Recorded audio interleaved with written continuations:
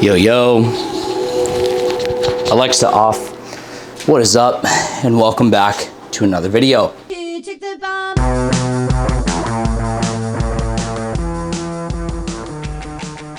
It's about 6:36 in the morning. I just mixed my LMNT, which if you guys have never tried this out, if you're like me, and sometimes in the morning, like you may have either one, low energy, or like your stomach feels like it's churning. And this is after I've had things like my aloe juice and my lemon drink. If you're not a man, if you're a man and you aren't having some type of aloe drink or lemon juice in the morning to stabilize your pH, I cannot suggest it enough. But even while doing that, I would still wake up some days and my stomach would just be turning and I'd be like really low on energy. I almost feel like I was a lack. So I started adding this electrolyte drink, this LMNT drink, and it's been very fruitful for me. Now it's got 1,000 milligrams of sodium, 200 milligrams of potassium, and 16 milligrams of magnesium. Pretty solid stuff. I physically feel better from taking it. It's also good to load yourself with a little bit of sodium as pre-workout. But I'm about to head downstairs. I'm gonna get a long sleeve on because it's a little chilly. It's raining outside. I'm gonna take you guys with me, kind of share some morning thoughts this morning as I head to the gym. Peace. A few moments later. Yo, yo. And we are back.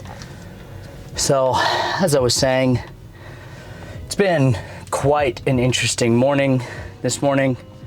And for those that have kids, you'll relate to this, although I did not wake up this morning with my kids. This has to do with dogs. But still, if you have kids in the morning, you can relate to how challenging it is, whether you wake up to accidents, etc., etc. This morning, I was extremely challenged. And it actually all started last night. And I'll share this with you real quick because this is a two-part story of compassion without compromise. Now, last night, I'm getting ready to head to bed, did my whole nighttime routine, had my blue light blockers on, the whole shebang, did my nighttime supplements. And as I'm getting ready to lay down, out of nowhere, my dog, one of them, Tuku, the 9-month-old, out of nowhere, literally like stands up and just starts pooping in the bed. Like, I mean, full on, there was no like cry, there was nothing leading up to it. It was just like full on, I'm taking a dump right next to you on the pillow. Here's your surprise, daddy, I love you. And man, in the moment, I got so frustrated, like so angry, like tried to move him off the bed and like that just resulted in like projectile poop onto the wall. And oh, it was a situation. And I'll be honest, and I'll take ownership here, I showed up so poorly. I got so mad, I spanked him, I put him in the shower, and of course when he got scared, like he peed all over the floor even more, and now like my bedroom's got poop on the wall, poop on the bed, poop on the pillow, pee on the floor, and it's a shit show, pun intended. And I'm so frustrated in the moment. I'm like irritated. And obviously I have to clean everything. And I go upstairs and my senior dog, my 8-year-old dog, peed. Which this is unlike them to have accidents. You know, it's been a journey with each of them. And obviously one is a puppy and I understand he has accidents. However, we go on like 6 to 7 walks a day. So like these dogs are very well cared for. So when they have accidents, it's cause for concern because it's out of the norm, right? Well, the senior dog, it's a long running joke that we may have to get him diapers because when he gets anxious because he has separation anxiety, because he's been previously abused, he pees. And I mean like river style pee. Like I have no idea how this dog has so much pee inside him. It's insane. Either way, it's become a joke at this point. And although there's all truth to that, and it's very challenging. So last night at like 10 o'clock at night, I had to go throw my blankets, throw my sheets, throw everything into the washer. I had to wash him off because he was fedido, which is Portuguese for stinky and smelly, and he did not smell very good. And man, this is late at night. And of course I have to go upstairs. I have to put the senior dog in his kennel now because he had an accident, because he has to know that he's made a mistake. And he's great at kennel sleeping. If anything, he enjoys it more, but I leave him out and about so he gets more comfortable, like overall. So I go to sleep. Finally, I use another blanket as a pillow, and I wake up this morning and Tuku pooped on the bed again, like right fucking next to me. And I'm like, oh my God, like what in the actual fuck is happening? Like what is going on? And he's scared, obviously. He's like partially still asleep. And I turn and literally like my hand goes right into it. And I was still asleep at the time. I didn't know he had pooped next to me. I didn't smell it until I touched it. And then I can't get the smell out of my mind. So 4:11 a.m., my day starts. And automatically I'm frustrated. I go upstairs and my senior dog that's in the kennel has a huge accident and it's all over him. This is how I started my morning. Instantly, I'm frustrated, and in the same breath, I'm like, well, what's going on? Is something wrong? What's happening? So I clean everything up. I get everything washed. Stuff is still getting washed at the house. I take them on a walk. And they're in high spirits, but they both can tell like they did something wrong. And so in this instance, I picked up my Bible. And I picked up my Bible and started reading Proverbs. And man, I don't know about you guys, and I'm not here to tout religion or any type of religion. However, I do believe that it is in the midst of uncertainty and challenge and resistance that faith reveals the need for hands larger than our own. So I wanted to share that with y'all this morning because in my life, I've had many challenges that I've had the distinct pleasure and displeasure to grow through and really become a better man at the end of it.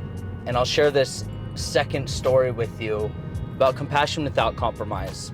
And I normally wouldn't share things like this, but this is my call out to call some of you forward. Doing something good for someone else selflessly, not expecting anything else in return, is in God's vision. It truly is. And I'll share my piece that I read this morning when I opened it up. When I opened the Bible up to Proverbs, I'll share with you what came out. And this is Proverbs 2:17. Honor the Lord with your wealth and with the first fruits of all your produce, then your barns will be filled with plenty. To me, what I'm hearing is if you honor everyone around you with your fruits, the Lord will bring you back tenfold. Now, the other day, someone very near and dear to my heart let me know that she had friends that are from Portugal, and the father and the mother came to the US for this like big job that he was gonna get in Florida, and unfortunately it fell through. You know, like the guy started ghosting him, like something happened, and they were left like high and dry out here in California.